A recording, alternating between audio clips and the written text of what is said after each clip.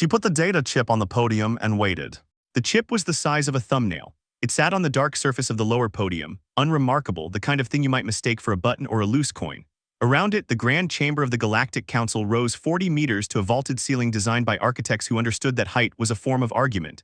31 tiered rows curved above her. The council floor sat 3 meters higher than the delegate level. Every line of the room said the same thing without words. You are below us, and this is the natural order. Voss had a thermos of black coffee, a paper notepad, and a pen. She placed the chip with her right hand, her left held the thermos. She did not look at the council. She looked at the chip, and she waited for the room to catch up with what it meant. It took about 4 seconds. 31 transit points, she said. The first completed 19 years ago. The most recent 4 months ago. Coordinates, construction logs, and traffic records are all on the chip. The chamber was quiet. Not the polite quiet of procedure, the kind that happens between one speaker finishing and the next being recognized. A different kind. The kind that means everyone in the room is doing arithmetic at the same time and arriving at the same answer and not yet sure what to do about it. Councillor Drevath Sewell sat in the second chair from the center of the council floor. His hands were flat on the table. He had not moved since she placed the chip. In 40 years of council work, he had learned to read rooms, to feel the weight of a session shift before anyone said anything. He was feeling it now, and he did not like what it felt like. Under Article 9 of the Galactic Navigation Compact, Voss continued, authored by this council in 2211, any species demonstrating independent navigational infrastructure of 12 or more unregistered transit points, with a minimum operational history of 5 years, is classified as a sovereign transit authority. She picked up the thermos. She did not open it, she just held it. Earth currently operates 31 such points. The oldest has a 19-year history. The threshold is met. No protest, no objection, no sound at all. A sovereign transit authority cannot be subjected to a navigational blockade under council resolution. To enforce Resolution 7 Keth against Earth, this council would need to trigger a compact dissolution vote. That requires a unanimous decision from all 31 members. It dissolves the council's navigational jurisdiction for a minimum of 7 years. Sewell's posture had changed. Not dramatically, his hands were still flat, his back still straight. But something in the set of his shoulders was different, the way a wall looks different when you know there is nothing behind it. I wanted the record to be accurate. She had been ready for this moment for 19 years. Whether the council knew what they were about to hand her, that comes next. 19 hours earlier, the lower chamber seats had been full. Voss arrived at 8:47 and took her seat in the front row of the delegate area, 3 meters below the council floor. The seat was standard issue, padded back, fixed armrests, designed for species who attended these proceedings as observers rather than participants. Earth had held a lower chamber seat for 23 years. There was nothing remarkable about it, and that was precisely the point. She set the thermos on the right armrest and the notepad on her knee. The pen she kept in her hand, cap on. She did not open the notepad. There was nothing she needed to write yet. The chamber filled around her in the way it always filled, by rank, by tenure, by the unspoken protocols that governed which delegation sat where and arrived when. The Merc Confederation's people came in at 8:51, 7 of them filing into the third row of the lower gallery with the efficiency of a group that had made this walk many times. The Delvari block came in at 8:55. The Keth Syndicate's 2 representatives arrived at 8:58 and took the far left seats, which they always took, next to the wall. The council species arrived through the upper entrance. They came in through a separate door, 30 meters above the delegate floor, and walked down a private corridor to the elevated council seating. The architecture made sure you never saw them enter at ground level. They simply appeared already above you, already in their chairs, as if elevation were their natural state, and the descent to ordinary ground was something they did not do. Voss watched the upper entrance the way she watched most things, without expression, without movement, just recording. The Varath hegemony delegation arrived last, as they always did. 3 delegates, 2 aides. Councillor Sewell took the second chair from center, his chair, in practical terms, though nothing in the official record named it that. He set a single data tablet on the table in front of him and did not look at the lower chamber. The session opened at 900. The presiding officer read Resolution 7 Keth into the record. Full navigational blockade of the Sol system. Grounds: Earth's unilateral expansion of interstellar infrastructure and failure to register under Article 4 of the Galactic Navigation Compact. The resolution had been drafted over 11 days, reviewed in committee twice, and amended once to sharpen the language around the registration requirement. It was thorough. It named the 14 jumpgate codes Earth would be required to surrender within 72 hours. It specified the physical interdiction protocols that would activate if compliance was not confirmed. Voss listened without moving. She already knew what the resolution said. She had read the draft version 8 days ago through a contact in the council's administrative office. Not through any breach, just through the ordinary fact that drafts circulate before votes, and people who pay attention receive them. She had read it and she had written one word on her notepad: good. Around her, 31 council species voted in sequence. The presiding officer called each name. Each delegate entered their vote. The outcome was not suspense, it was arithmetic. She had known the count for 3 weeks. 29-2. The 2 dissenting votes came from species whose primary trade routes ran through Sol system corridors. Their objection was economic, not principled, and everyone in the chamber understood this. The blockade would hurt their margins. It was not a statement about Earth's rights, it was a statement about their own shipping costs. The vote closed in 11 minutes. Voss capped her pen and finished her coffee. The chamber around her moved into the particular atmosphere that follows a settled vote, the ease of people who have completed a task, the small sounds of tablets being closed and chairs pushed back. A few of the lower gallery species were already gathering their things. The session would move to procedural items before breaking for midday. She did not gather her things. She sat with the empty thermos lid in her hand and looked at the council floor where Sewell was speaking quietly with his aide. He did not look down. There was no reason to. The vote had gone as expected. Earth had no recourse. The lower chamber was, as always, background. She set the lid back on the thermos and screwed it closed. Councillor Sewell descended the steps from the council floor 12 minutes after the vote closed. He did not need to. His aide could have delivered the formal notification. But Sewell had managed 7 blockades in 40 years and he had learned something from every one of them. The first 48 hours set the tone for everything that followed. Species that received the terms from an aide felt processed. Species that received them from Sewell himself felt that their situation had been personally considered, which made compliance fractionally more cooperative and the review period fractionally shorter. It was not kindness, it was efficiency. He came down the steps with the careful pace of a man who never moved faster than the situation required. He reached the lower chamber level and crossed to where Voss was sitting. He stopped 2 meters away, the standard distance in Verath formal protocol, close enough for private conversation, far enough to maintain the distinction between a council member and a lower delegate. He spoke quietly. He always spoke quietly. Quiet people do not raise their voices because they have never needed to. The resolution requires Earth to surrender its 14 registered jump gate access codes within 72 hours, he said. The specific codes are listed in the appendix. Compliance will be formally noted. Non-compliance will result in physical interdiction of Sol system entry corridors, beginning at hour 73. Voss looked up at him. I understand. I want to be clear, Sewell said, that this resolution is not punitive in intent. Earth has expanded its navigational infrastructure at a rate that creates instability in the registration framework. The compact exists to maintain order for all species. Earth chose not to register within that framework. The blockade is the framework's response to that choice. He paused. He always paused here in this part of the conversation, giving the delegate space to respond before he continued. 6 species had responded differently. 2 with anger, 1 barely controlled. 2 with careful diplomatic language that said nothing. 1 with silence. 1 had cried, which he had not expected, and which had made the next 60 days considerably more difficult. Voss said, Earth expanded in corridors outside the designated registration zones. Sewell nodded, patient. The resolution addresses the pattern of expansion, not only the specific corridor locations. The concern is the rate and scale. I understand the Council's concern, Voss said. I'll have the codes filed by morning, all 14 of them. Sewell looked at her for a moment. The sentence was correct. The tone was correct. It was word for word essentially what 6 previous species had said at this point in the conversation. He had heard it enough times that he could feel when it was genuine compliance and when it was something performed. This felt genuine, efficient even.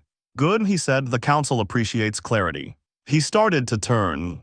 Counselor. He stopped. Voss was looking at her notepad. She had not opened it. She was just looking at the cover.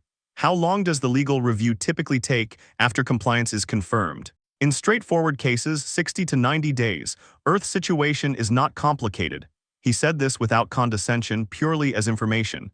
You should expect a negotiated outcome before the end of that window. Thank you, she said. He returned up the steps. Voss watched him go. When he reached the top and disappeared through the upper corridor, she picked up her thermos and shook it gently, about a third full. She set it back on the armrest and sat quietly while the room emptied around her. Earth's formal objection to its lower chamber seating had been filed 11 years ago. The objection was 4 pages long. It cited Article 6 of the Compact's founding charter, 3 legal precedents from species reclassification proceedings, and a jurisdictional argument that placing non-member delegates below the council floor violated the consultation rights extended to all recognized species under the 1987 Expansion Protocol. It had been drafted by Voss and 2 legal advisors over 3 weeks. It was, as far as she could judge, a sound document. It was received by the council's procedural office on a Thursday. It was acknowledged by return message the following Monday. It was assigned to a review committee that met 4 times that year and produced no determination. It was placed in a category of things the council preferred not to discuss. Voss had known it would be. She had filed it anyway because she wanted the record to contain the objection and because the record was, in her experience, the only thing that mattered in the long run. Decisions got reversed. Votes got reconsidered. Records stayed. She pulled a fresh page on her notepad and wrote 3 numbers, 14, 31, 19. She looked at them for a moment. Then she tore the page out, folded it once and put it in her jacket pocket. She capped her pen and went back to her office. At 5:57, Voss arrived at the secure filing terminal on level 3. The building was quiet at that hour. The cleaning staff had finished the lower corridors and moved upstairs. The overnight security rotation had just changed. She had the hallway to herself, her footsteps the only sound on the polished floor. She signed into the terminal with her delegate credentials and opened the compliance portal for Resolution 7 Keth. The portal was clean and straightforward, a list of 14 code fields, each with an upload function and a confirmation checkbox. The council's legal office had made it simple on purpose. They wanted compliance to feel easy. She uploaded the codes one at a time in the order listed in the resolution's appendix. Each one was a registered jumpgate access code. Infrastructure Earth had built and registered with the council over 23 years, each one documented, each one filed in full compliance with Article 4's requirements from the day it was activated. She uploaded them clean. No omissions, no substitutions. She checked each one against her own list before confirming. The filing took 9 minutes. At 5:58, she opened the cover note field. She wrote 3 sentences. The first thanked the council for the precision of Resolution 7 Keth's language, which had made the compliance pathway straightforward. The second cited the specific clause that had defined which codes were required. The third confirmed that Earth's compliance was complete and unconditional as of this filing. She read it back once. It was accurate. She filed it at 600 exactly. The terminal produced a confirmation number. She wrote it on a fresh page of her notepad, not because she needed it, it was automatically logged, but because she had developed the habit of writing confirmation numbers by hand. Paper did not crash. She sat at the terminal for a moment after that and looked at the confirmation screen. Then she picked up the thermos she had brought from her office and poured the second coffee of the morning. She held it with both hands and drank slowly, looking at nothing in particular. She had 19 minutes before the next step. Councillor Sewell reviewed the compliance submission at 6:40. He read it systematically, the way he read all compliance documents, checking format first, then content, then running the codes against Earth's registered infrastructure database to confirm each one was active and correctly categorized. All 14 present, format correct, codes verified. The cover note was, if anything, more gracious than these submissions typically were. Most species filed the bare minimum with no accompanying message. Earth had thanked the council for its clarity. He found this mildly unusual. Not suspicious, just unusual. Species under blockade did not typically feel grateful. He ran his projections. With the 14 registered gates under council authority, Earth's interstellar transit capacity dropped to roughly 18% of its current volume. 18% was enough to maintain essential supply lines for approximately 90 days before economic pressure became critical. The legal review would run concurrently. His estimate: a negotiated compliance agreement by day 75, full resolution by day 90. His record remained clean. He closed the compliance file and moved to the next item on his morning agenda. The cover note stayed in the back of his mind. He returned to it twice in the following hour without being able to say precisely why. It had been perfectly correct. That was, he decided, probably the issue. People under pressure were rarely perfectly correct. The Grand Chamber reconvened at 900 for a scheduled procedural session covering 3 unrelated navigational matters: a corridor boundary dispute between the Keth Syndicate and a minor trading collective, a registration backlog review, a routine audit of beacon maintenance schedules in the outer transit zones. Sewell took his seat. The lower chamber filled with the usual complement of observers, aides, minor delegates, non-member species representatives attending in their standard capacity. Voss was in her usual seat, notepad on her knee, pen in her hand, thermos on the armrest.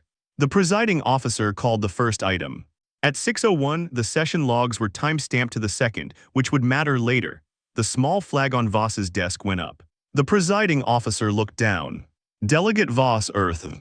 Article 12 Procedural Statement, Voss said. Factual correction to the record of Resolution 7 Keth. The presiding officer looked at Sewell. Article 12 of the procedural rules allowed any recognized delegate, including lower chamber non-member delegates, to address the council for the purpose of entering factual corrections to any resolution currently in effect. The provision had been written in 1803 following an incident in which a blockade had been enforced against the wrong species due to a clerical error in the registration database. It was meant to prevent the record from containing demonstrable inaccuracies. It was used perhaps twice a decade, almost always to correct minor data errors, a wrong coordinates entry, a misattributed infrastructure filing. Sewell considered it for 2 seconds. Article 12 statements were brief. They were procedural in the narrow sense they corrected facts, they did not reverse decisions. They were, in his experience, the equivalent of a formal complaint letter. It entered the record, it changed nothing, and it gave the filing party the satisfaction of having been heard. He had seen 6 previous blockaded species use Article 12 to register protests that had no legal teeth. He nodded at the presiding officer. Recognized, Delegate Voss, you have the floor for a factual correction to the record of Resolution 7 Keth. Voss stood, she picked up her notepad, then set it back down. She walked to the lower podium without it. Sewell's aide leaned toward him and said something low. Sewell held up one hand without looking at him. He watched Voss. She set both hands on the edge of the lower podium. She looked at the council floor, not at any one member, at the whole room, and she waited for the small sounds of the chamber to settle completely. Then she spoke. Earth has surrendered all 14 registered jumpgate access codes, as required by Resolution 7 Keth. Her voice was flat and clear. Exactly the volume needed to reach every seat in the chamber, no more. She did not perform anything with it. It delivered information the way a precise instrument delivers a reading. I want the record to reflect that this compliance is complete and unconditional. All 14 codes were filed at 600 this morning.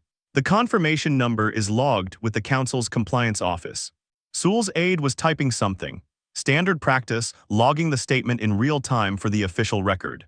I also want the record to reflect the following factual correction to Resolution 7 Keth. She paused 1 second, not for drama, for the breath a long sentence requires.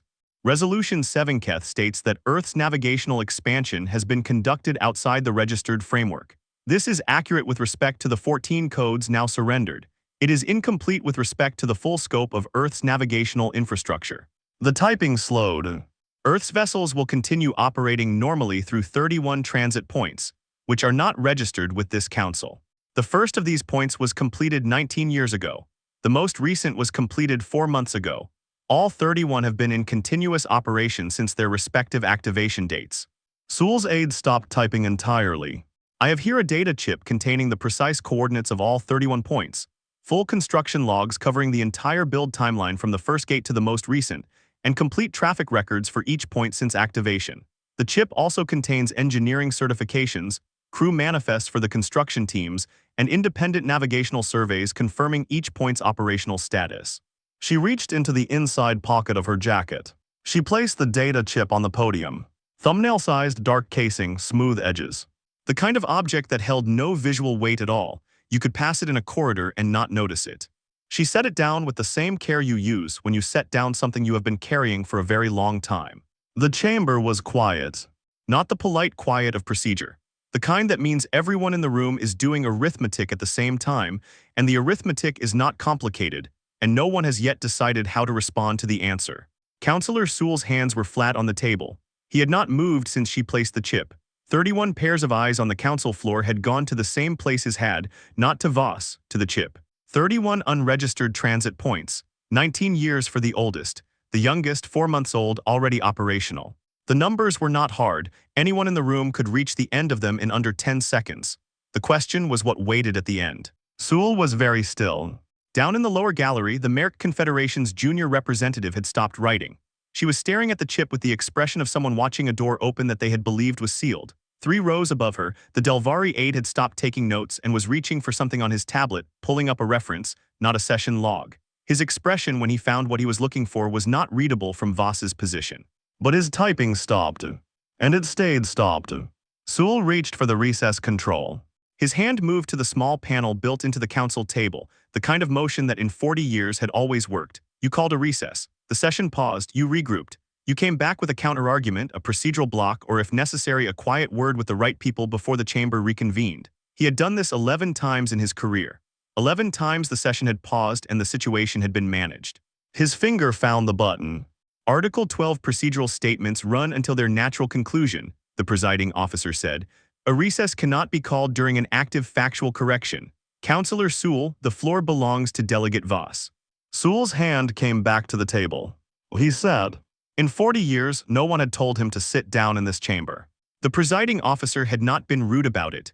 The rule had simply applied the way rules apply when someone has read them more carefully than you have. There was no malice in it. That almost made it worse.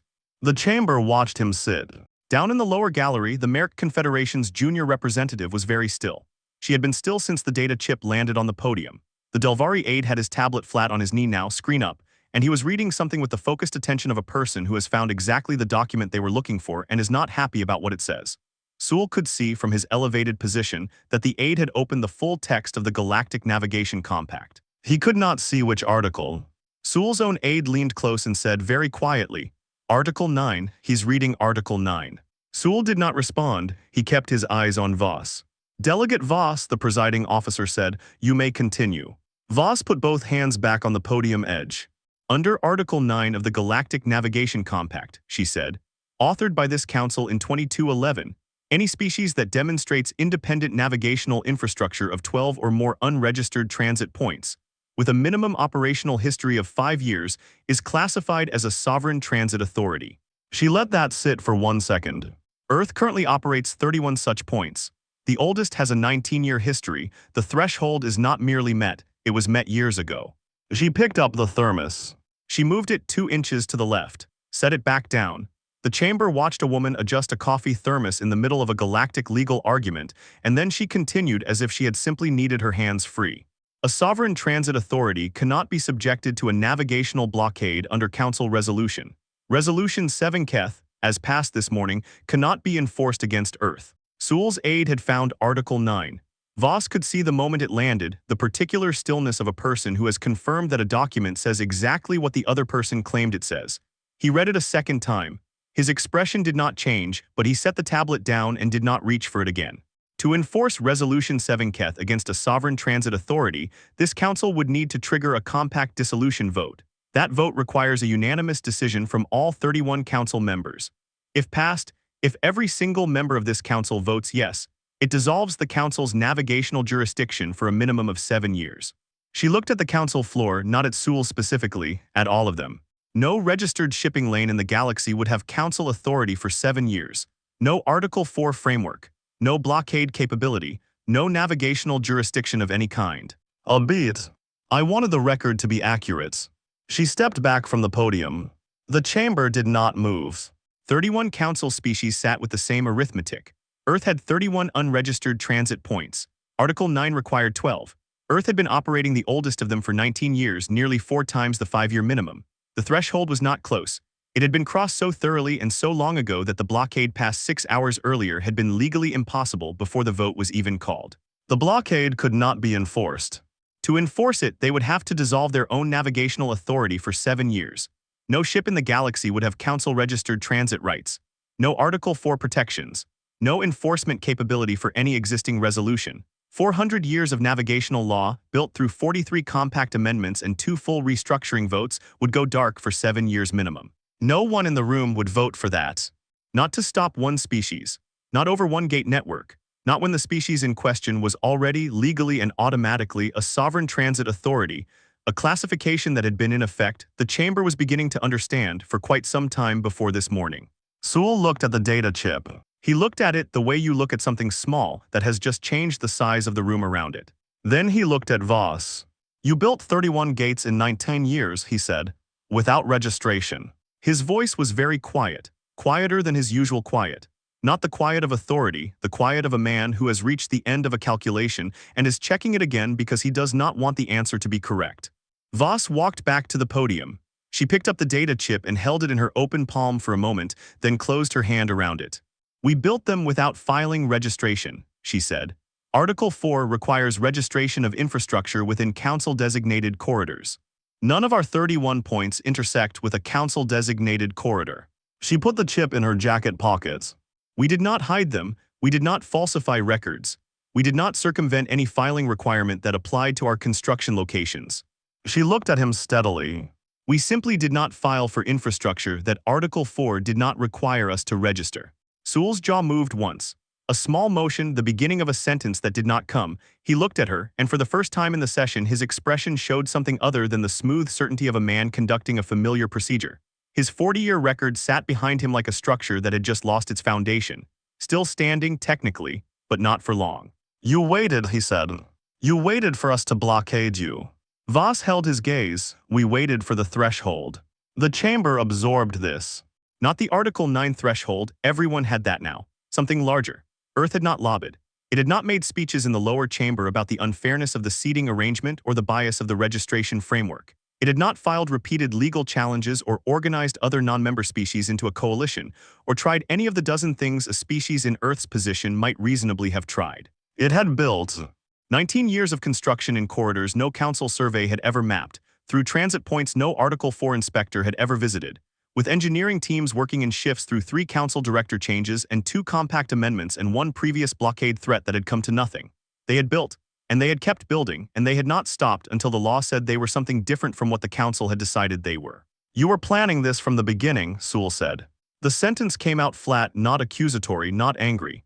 The tone of a man stating what he believes to be a fact. Voss considered it for a moment, not performing consideration, actually thinking about whether the word was accurate. "We weren't planning anything," she said. "We were just building. You decided what it meant."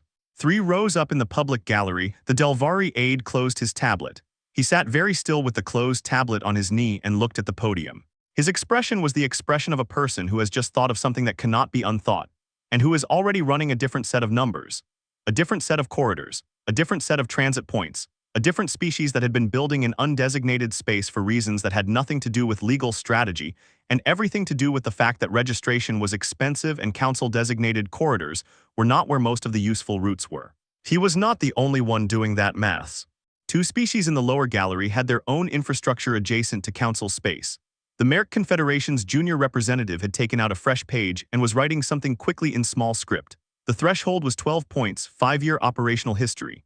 The question of who else might already qualify without knowing it or without having been asked had just become very loud in a room where no one was speaking. Sewell looked at his aide. The aide gave a small shake of his head, almost nothing, just enough. "There is no counter here." The presiding officer called the natural conclusion of the Article 12 statement at 9:34. 33 minutes. That was how long it had taken Voss to legally reclassify Earth's status in the galactic order. 33 minutes and 347 words. By the session transcripts count, which would be published the following morning and downloaded more times in its first hour than any council document in the previous decade. The chamber did not move immediately to the next agenda item. There was a procedural pause. The presiding officer called it a technical recess for record-keeping, which was within his authority and which gave the room time to breathe without anyone having to admit they needed it. Voss returned to her lower seat. She set the thermos on the armrest. She did not check her notepad, did not look at the council floor, did not do anything except sit in the way she always sat in this room, straight-backed and still, with the particular patience of someone who has already done the work and is simply waiting for the room to complete its process. The legal committee convened in the side chamber. Sewell requested to attend. The presiding officer noted the request and told him the committee would operate independently and report to the full chamber. Sewell sat back down. The committee returned in 40 minutes.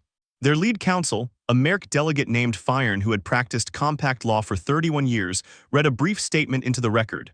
Article 9 applied as cited. Earth's 31 transit points met the classification threshold on every measure. The Sovereign Transit Authority status was automatic under the compact's language. It required no vote, no council approval, no review period, and could not be blocked by resolution or procedural motion. The status had technically been in effect since Earth's gate network reached the 19-year operational mark, which had occurred several months before the present session. This meant that at the moment Resolution 7 Keth was passed that morning, Earth was already a sovereign transit authority. The resolution had been legally unenforceable before the vote was called. Fyron set down his notes. He did not offer commentary. The facts did not require it. Sewell filed a motion to table the Fyron statement pending independent legal review from an outside compact authority. The presiding officer noted the motion. It was entered into the record. The Fyron statement stood. The chamber cleared in stages after that. The council species left first, in the same order they had arrived: tenure sequence, careful and correct, the Varath hegemony delegation last. Sewell walked up the steps from the council floor without looking at the lower chamber. He moved at his normal pace with his normal care. His aide followed 2 steps behind, carrying the tablet with Article 9 still visible on the screen. The lower gallery cleared more slowly. The Merc Confederation's group stood near the exit for several minutes, speaking quietly. 2 of them looked back at the lower podium before they left, at the spot where the data chip had been. The Delvari aide left alone and quickly, the way a person leaves when they have somewhere urgent to be and are already composing the message they need to send before they arrive. Voss sat until the room was mostly empty. She listened to the sound of it, the footsteps, the murmured conversations, the particular acoustic quality of a large chamber losing its occupants one by one. When the last of the lower gallery had gone and only a few administrative staff remained near the recording terminals, she picked up her notepad, her pen, and her thermos, and she walked out through the delegate exit. The compact dissolution vote never happened. The council held 3 closed sessions over the following 2 days. Voss was not invited to any of them, which was expected and which suited her fine. She spent the time in her office on level 7, drafting communications, updating the engineering teams back home, reviewing the Article 9 classification requirements one more time to confirm there were no secondary filings required, and finishing the last of the coffee she had brought for the week. On the second day, 3 separate council members submitted informal inquiries to the Classification Committee, asking whether Earth's Transit Authority status could be delayed pending additional verification of the infrastructure data. The committee replied to all 3 with the same answer. The classification was automatic under the compact's language. Verification of the data chip was underway but did not affect the status determination, and the status had been in legal effect before the current proceedings began. On the 3rd day, the presiding officer's office issued a formal notice. Resolution 7keth was suspended pending legal review. Under council procedure, a legal review of this type could take up to 6 years. The suspension was indefinite in any practical sense. The notice did not use the word permanent. It did not need to. No council member was going to vote to dissolve 400 years of navigational jurisdiction over one species gate network. The cost was too high. The math was simple. The blockade that had passed 29-2 that morning was now a document in a review queue that would not move before the current council director completed his term, and possibly not before his successor completed theirs. Earth's gates were already running. Sewell's office released a statement. The council remained committed to the integrity of the Galactic Navigation Compact and would continue to review all navigational matters in accordance with established procedures. It was 11 sentences long. None of them said anything. Voss read it. She wrote one word on her notepad, noted. 3 days after the Article 12 statement, the council's classification committee published its formal determination. Earth was the 8th sovereign transit authority in galactic history. The previous 7 had achieved the status through deliberate application. They had built the required infrastructure, submitted formal classification requests, and waited through the standard review period, which ran between 18 months and 4 years depending on the complexity of the infrastructure audit. It was a known process. Several species were currently working toward the threshold, building their gate networks with the explicit goal of meeting the Article 9 criteria. Earth was the first species to achieve the status through an active blockade proceeding. It was also, the determination noted in a single dry sentence, the first species to have held the status for several months before being formally classified. The determination did not comment on this. It was a statement of facts. Facts did not require comment. The classification carried automatic rights. A sovereign transit authority's delegate sat on the council floor. A transit authority's infrastructure was exempt from Article 4 registration requirements within its own corridor network. A transit authority held consultation rights on all navigational compact amendments, not a vote, but a formal right to be heard before any amendment was finalized. Earth had none of these things at 8:59 that morning. It had all of them by the time the committee published at 1400 on the 3rd day. Voss's lower chamber chair was moved on the 4th day. A clerk from the chamber administration came to her office in the morning with a brief form to sign confirmation that the seating change had been authorized and that Earth's delegate had been notified. Voss signed it, thanked him, and he left. She went to the grand chamber at 1100, when it was between sessions and the room was empty except for the administrative staff running maintenance checks on the recording terminals. The clerk was there with 2 assistants. They brought a floor-level chair from the storage room behind the upper gallery, standard council floor design, the same model used by every other delegate at the main table, and placed it at the end of the main row. The lower seat she had used for 3 years sat empty behind the delegate barrier.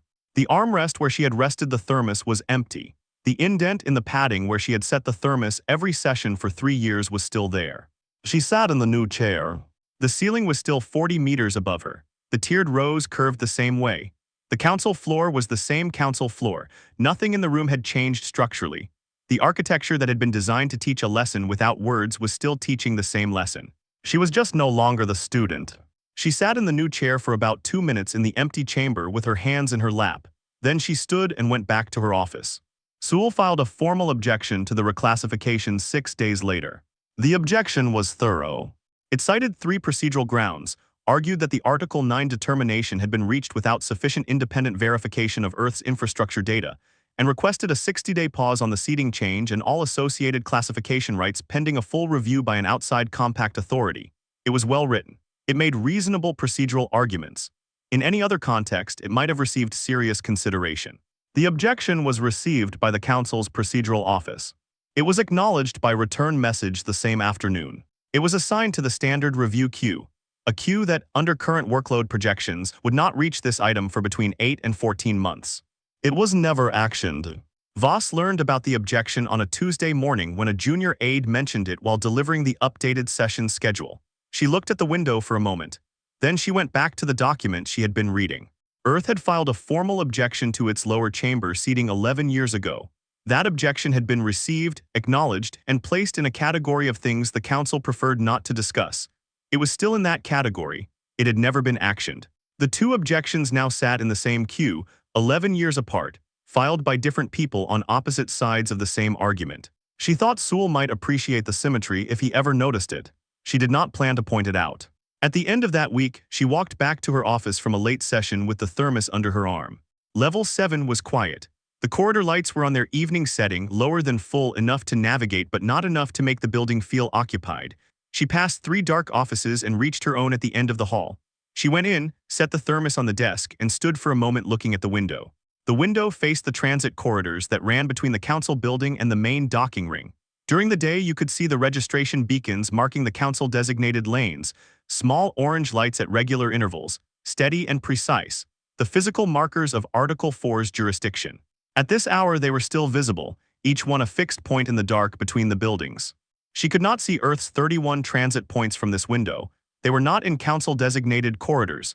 They had no beacons. There was nothing to see. She unscrewed the lid of the thermos. 1 pour left. She had been conserving it since the morning of the filing, not carefully, not counting, just the ordinary way you conserve something you want to still be there when the work is finished. She poured the last of it into the lid and held the small cup with both hands. She opened her message terminal. She thought for a moment about what to write. Not long, she had known for some time what the message would say. She just wanted to sit with it for a moment before she sent it, the way you sit with a completed thing before you put it down. She typed 1 line to the engineering teams who had spent 19 years building gates and corridors. No council map had ever marked teams who had worked in 3-month rotations in undesignated space. Filing no permits because no permits were required. Building transit infrastructure in the dark with the patience of people who had been told exactly what they were building toward and had believed it. The gate is open. She sent it and closed the terminal. She finished the coffee. It was the same coffee she had been drinking for 23 years in this building, in various offices on various levels, through various sessions and votes and procedural filings, and 1 formal objection that had sat unanswered for 11 years. It tasted exactly the same as it always had. A junior Varath aide appeared at the open office door about 20 minutes later. He was young, newer to the building than the blockade proceedings, by the look of him, with the particular attentiveness of someone still learning which rooms required which kind of careful. He stood at the threshold with a printed sheet in his hand and did not come in until she looked at him. Delegate Voss, I'm sorry to interrupt. I have the updated seating schedule for next session. Leave it on the desk. He came in, set the sheet on the corner of the desk, and turned to go. Then he stopped. He stood at the threshold with his back half-turned, and she could see him deciding whether to ask something. Go ahead, she said. He turned around. How long had Earth been planning this? He asked it straight, not as a diplomatic probe, not as an attempt to extract information for someone else. He was young enough that he asked questions the way people ask questions when they genuinely want to understand something. Voss set her cup down on the desk. We weren't planning anything, she said. We were just building. You decided what it meant. He stood with that for a moment. She watched him turn it over. The distinction between building and planning, between preparation and intent, between a species that hid something and a species that simply built something in a place where no one asked what they were building. That's a meaningful difference, he said quietly. He was not being sycophantic, he was thinking out loud. Yes, she said, it is. He nodded once quietly and left. His footsteps faded down the corridor, and then the building was quiet again. Voss picked up the thermos. It was empty, light in her hand the way it got at the end of a long day or a long year or 19 of them. She carried it to the windowsill and set it there, where the evening light from the corridor beacons reached it. Outside, the transit corridors ran in every direction. The orange registration beacons marked the council lanes, steady and even, the same lights that had been there when she first arrived in this building 23 years ago. Beyond them, in the dark spaces between the designated routes where no beacon shone and no Article 4 record existed, 31 points sat open and unlit. No markers, no registration numbers, no entry in any council database. Just the gates and the ships already moving through them, and the dark that was not empty anymore.